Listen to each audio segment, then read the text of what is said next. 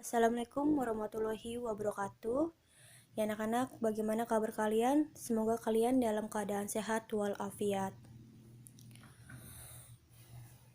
Ya anak-anak, seperti biasa selalu ibu ingatkan, kalian harus selalu menjaga kesehatan, menjaga kebersihan, mengikuti protokol kesehatan COVID-19, yaitu selalu mencuci tangan, menggunakan masker saat di luar rumah, dan berjaga jarak. Anak-anak, sebelum pembelajaran kita mulai, kita awali dengan berdoa. Bismillahirrahmanirrahim. Untuk video pembelajaran kita hari ini sedikit berbeda dari video pembelajaran sebelumnya, di mana pada video pembelajaran sebelumnya latihan soal ada di akhir dari video, dan untuk video pembelajaran kita hari ini latihan soal kalian ada di setiap tayangan slide video. Jadi ibu minta kalian menonton video ini atau menyimak video ini dari awal hingga akhir.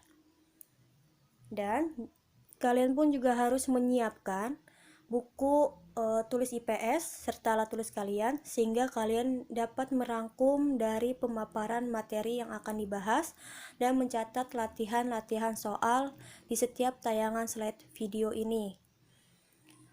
Perlu ibu infokan di video ini atau di pembelajaran kita hari ini, latihan soal ya. Setelah kalian mencari jawaban dari latihan soal tersebut, jawaban kalian bisa kalian kirimkan di melalui link yang akan ibu berikan ya. Jadi di link itu kalian tinggal mengetik kembali jawaban kalian, dan di link tersebut atau link formulir kalian itu memiliki batas waktu ya. Waktunya hanya 1 jam sampai jam 11.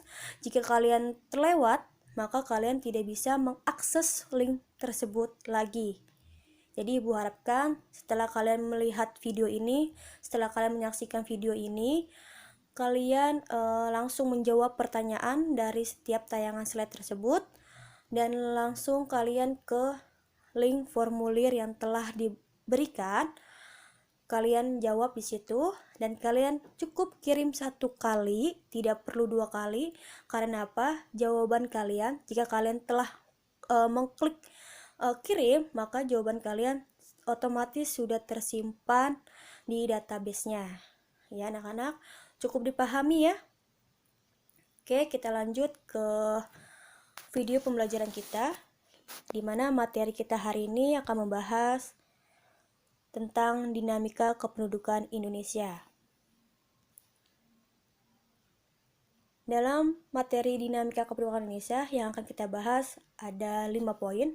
Yang pertama ada jumlah penduduk, persebaran penduduk, komposisi penduduk, pertumbuhan dan kualitas penduduk, dan terakhir yaitu keragaman etnik dan budaya. Dinamika kependudukan Indonesia, di mana Indonesia adalah negara kepulauan dengan potensi sumber daya manusia yang sangat besar. Jumlah penduduk yang tinggal di Indonesia mencapai 268 juta jiwa. Jumlah penduduk tersebut merupakan hasil dari dinamika penduduk. Jadi, dinamika penduduk adalah perubahan jumlah penduduk pada suatu wilayah yang disebabkan oleh 3 faktor, yaitu kelahiran, kematian, dan perpindahan atau migrasi. Selanjutnya, jumlah penduduk. Ya anak-anak, di sini ada peta dunia, bisa kalian amati. Kita akan membahas jumlah penduduk di dunia, jumlah penduduk di setiap negara di dunia. Yang pertama ada negara yang memiliki 1417 juta jiwa, yaitu negara Cina. Jadi negara Cina adalah peringkat pertama negara terpadat di dunia.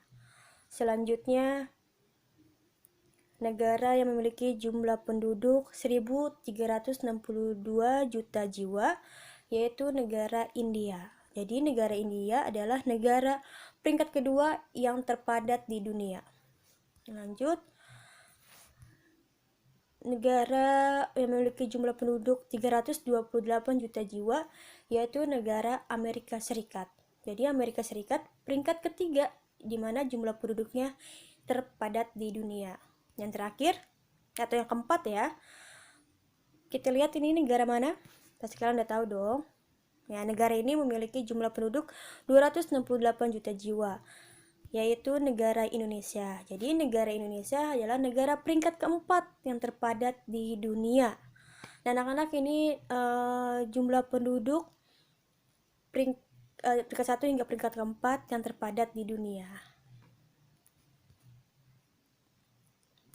Ya, berikut adalah latihan yang mesti kalian catat dan kalian cari nanti jawabannya. Ada 2 soal ya di slide ini.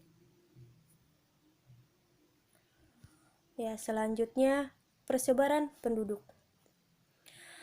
Di sini ada peta persebaran kepadatan penduduk di Indonesia. Bisa kalian amati peta persebaran di sini, di mana jika berwarna hijau berarti persebaran penduduknya masih sedikit.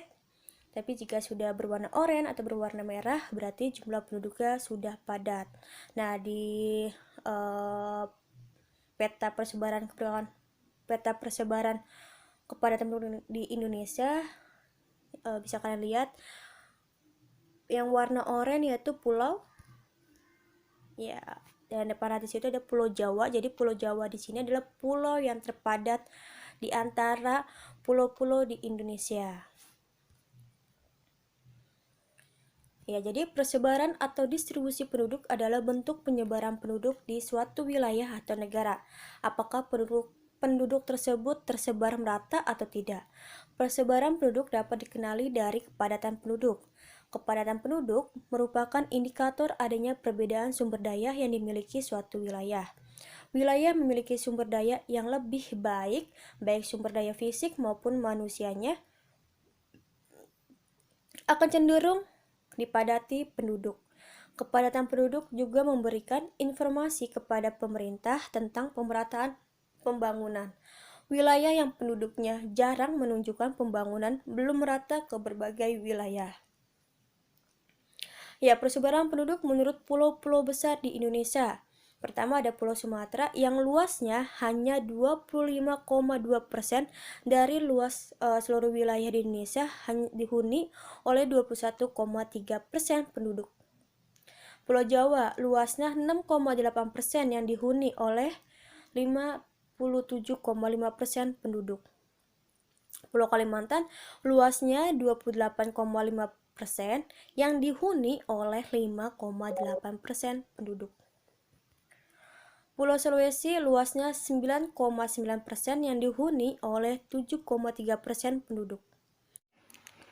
Pulau Papua luasnya 21,8% yang dihuni oleh 1,5% penduduk. Ya, jadi anak-anak, dari pulau-pulau besar Indonesia yang terpadat adalah Pulau Jawa. Kenapa? Pulau Jawa adalah daerah yang sangat subur dan telah berkembang dengan pertanian tradisional. Pada masa lalu, masyarakat masih mengembangkan pola ekonomi tradisional berupa pertanian. Lokasi Pulau Jawa yang sebagian besar wilayahnya mudah terjangkau menjadi salah satu penyebab persebaran penduduk di Pulau Jawa terus terjadi. Selain itu, Pulau Jawa juga merupakan pusat perkembangan politik pada masa pengaruh Hindu, Buddha, Islam, dan masa penjajahan. Saat ini, pusat pemerintahan yaitu Jakarta berada di Pulau Jawa. Ya, demikian pula dengan kota-kota besar yang sebagian besar berada di Pulau Jawa. Tidak mengherankan apabila sarana dan prasarana di Pulau Jawa lebih lengkap dari wilayah lainnya di Indonesia. Ya, berikut adalah latihan yang perlu kalian tulis atau kalian catat, ya, nomor 3 dan nomor 4.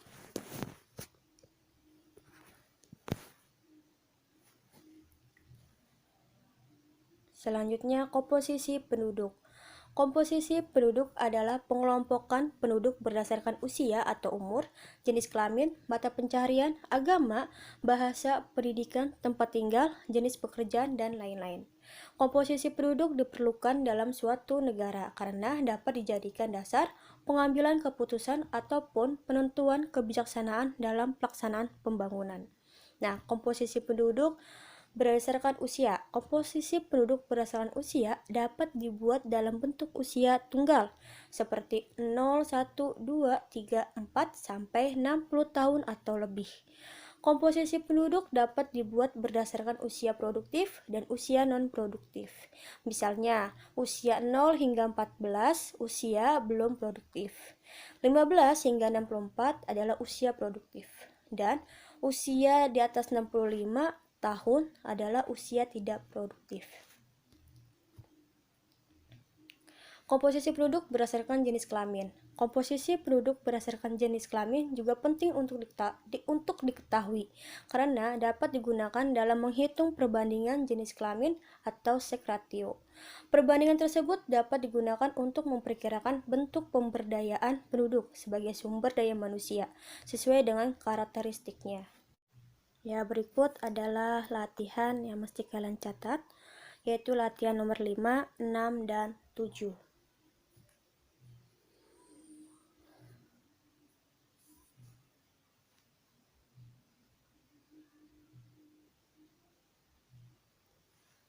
Selanjutnya yaitu pertumbuhan dan kualitas penduduk.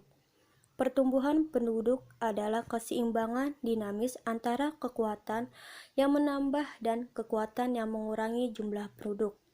Ada beberapa faktor yang memengaruhi pertumbuhan penduduk, yakni kelahiran, kematian, dan migrasi. Kelahiran bersifat menambah, sedangkan kematian bersifat mengurangi jumlah penduduk.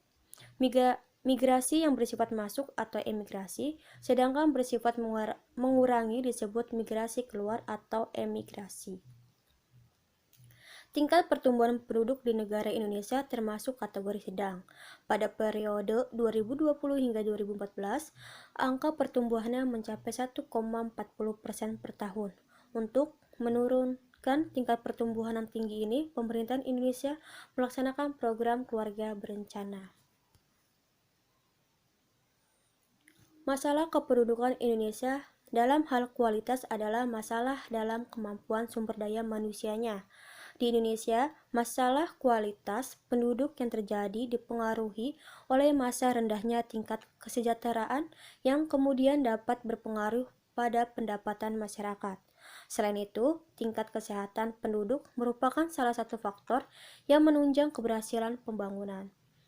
Tingkat kesehatan suatu negara dapat dilihat dari besarnya angka kematian bayi dan usia harapan hidup penduduknya.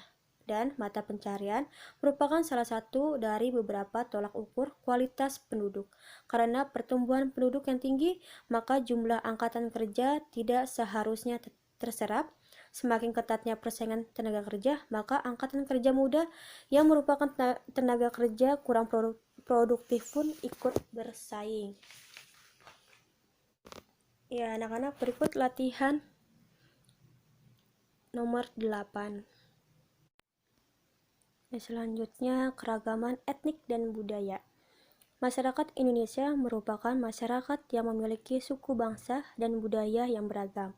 Suku bangsa juga disebut etnik. Menurut Kucaraningrat, suku bangsa berarti sekelompok manusia yang mempunyai kesatuan budaya dan terikat oleh kesadaran budaya tersebut, sehingga menjadi identitas. Kesadaran dan identitas biasanya dikuatkan oleh kesatuan bahasa. Jadi, suku bangsa adalah gabungan sosial yang dibedakan dari golongan-golongan sosial sebab mempunyai ciri-ciri paling mendasar dan umum berkaitan dengan asal-usul dan tempat asal serta kebudayaan. Ciri-ciri suku bangsa memiliki kesamaan kebudayaan, bahasa, adat istiadat, dan nenek moyang. Ciri-ciri mendasar yang membedakan suku bangsa satu dengan lainnya antara lain bahasa daerah, adat istiadat, sistem kekerabatan, kesenian daerah, dan tempat asal. Keragaman budaya tersebut dapat diketahui melalui bentuk-bentuk pakaian adat, lagu daerah, tarian daerah, rumah adat, upacara adat, dan lain sebagainya. Anak-anak, berikut adalah latihan nomor 9 dan nomor 10.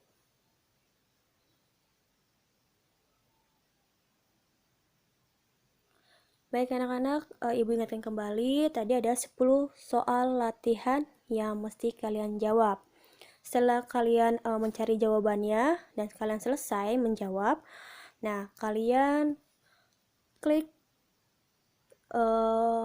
link formulir yang telah diberikan, ya, klik link berwarna biru ini, nanti akan muncul tampilannya seperti ini.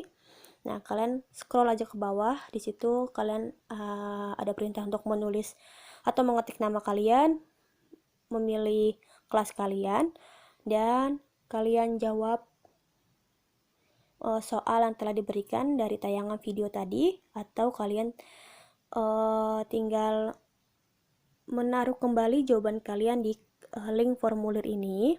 Setelah itu kalian kirim, tapi jika tidak bisa dan muncul tulisan seperti ini, ya, kalian cukup ketik oke atau selesai.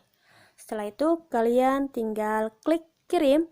Ingat, kirim hanya 1 kali, tidak perlu 2 kali, ya, karena ketika kalian selesai klik kirim tersebut, maka jawaban kalian pun akan otomatis tersimpan di database. Ya, jadi ingat, kalian cukup kirim 1 kali saja. Ya, anak-anak, sekian video pembelajaran kita hari ini. Ibu ucapkan terima kasih. Wassalamualaikum warahmatullahi wabarakatuh.